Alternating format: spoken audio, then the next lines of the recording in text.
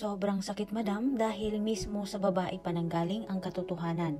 Dear Madam Native Filipina, natutuwa po ako sa mga binabahagi mong kwentong AFAM. May gusto lang po sana akong ihingi ng advice sa aking sitwasyon ngayon. Before I start, ako nga pala ay 36 years old na byuda. Please hide my identity na lang madam. Gusto ko lang pong linawin kasi nalilito ako sa sitwasyon ko. May nakilala po ako sa dating site. Isang Hungarian na 43 years old at divorced. We started chatting since year 2020 pa at naging magkaibigan kami. Mabait siya. Very kind type na person and friendly din. So nung time na magka-chat kami as friends ay nasa ibang bansa pa ako. Friends po kami madam until year 2023. Fast forward, umuwi po ako sa Pilipinas noong December 2023. And then, after Christmas, ay nag-usap po kami ni AFAM Hungarian. He asked me if I'm still single. Hirit pa niya na why not daw na mag-try na maging kami since we've known each other for a long time. And yes, pumayag naman ako. So that was January 2024 na naging friendship over na kami kasi we decided to be lovers.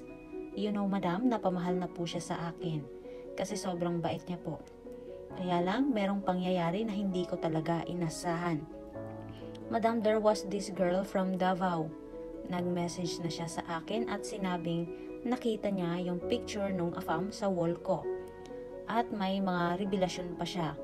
Pumunta pala si AFAM sa Pilipinas last year, 2023. At nag-meet na sila nung girl na taga Davao. Ayan na nga, nagkaalaman na madam. Parang disappointed ako dahil excited pa naman ako na magkita kami this coming October. Pero yun nga, nagkaalaman na.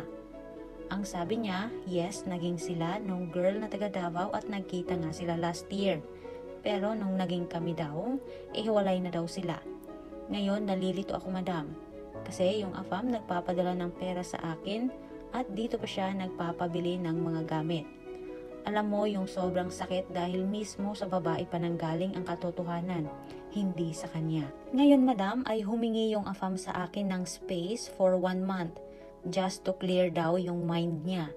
Pero sure daw siya sa feelings niya para sa akin. Ano sa tingin mo madam?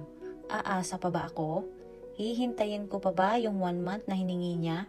Kasi naguguluhan ako. By the way, hindi po alam ng girl na pupunta si AFAM this coming October.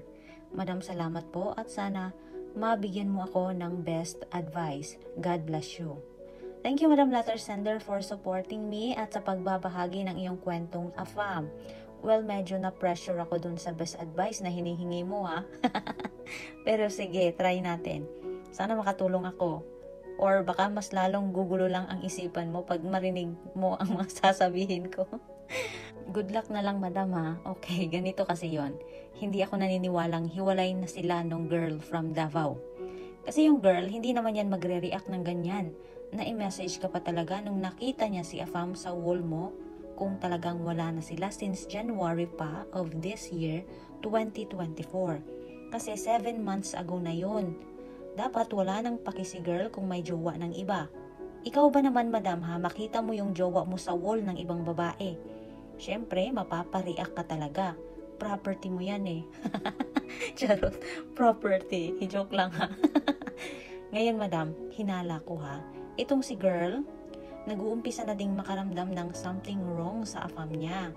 Kasi siguro, nahati na yung oras. Kung dati, sobrang focus sa kanya, ngayon baka feeling niya, kakaiba na, kinukulang na yung time.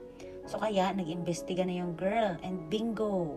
Successful kasi nga nahanap nga niya ang kasagutan. Siya pala talaga ay dinagdagan na.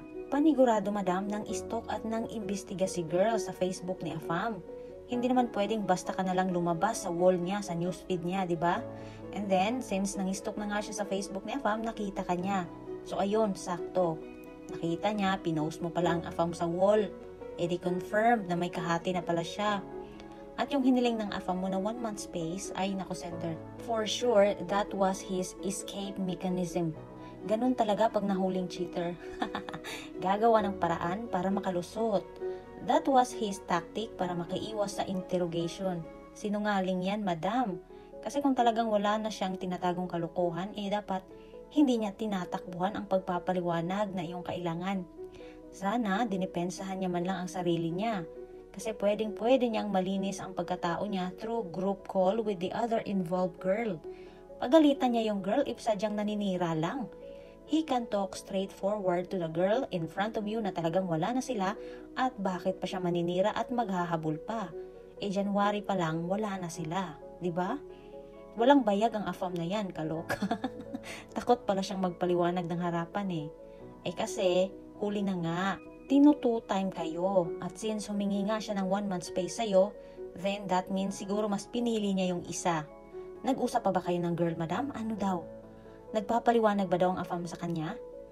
If I were you, if you are still interested with this guy, then keep in touch muna with the other girl until matapos yung kanyang hiniling na 1 month space.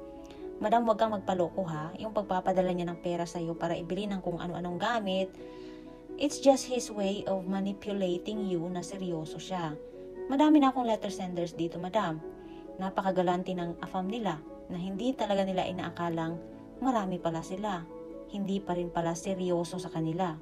Pero talagang malas lang yan, ng afam mong yan kasi nabuking siya bago pa man kayo nagkita. Paano mo naman papaniwalaan, madam, na sigurado siya sa nararamdaman niya sa'yo? Hindi pa nga kayo nagkita ng personal Siguro may feelings talaga siya for you kasi matagal din kayong friends. But still, hindi natin maikakaila na option kanya. Dapat nga before, kung friends talaga kayo, sinabi niya sa'yo na nagpunta siya ng Pinas. Wala nilihim niya. Kasi po, may balak siyang subukan ka din sa personal. Since hindi pa siya decided doon sa isang girl na minit niya. Nakulangan pa siguro, kaya siya undecided. Well, karapatan niya din namang mamili, pero ang pangit lang kasi 2 babae ang pinapaasan niya. Madam, isipin mo ha, kung nangyaring magkita kayo ng personal tapos nakulangan siya, di hindi rin malabong mangyari na ikaw naman ang magme-message sa ibang girl claiming that her afam is yours. Madam, kung ako ang nasa sitwasyon mo, hindi na ako maghihintay at magsasayang ng energy sa kanya. Earn your peace again. Huwag mong sayangin ang oras kaka-overthink sa afam na walang kwenta.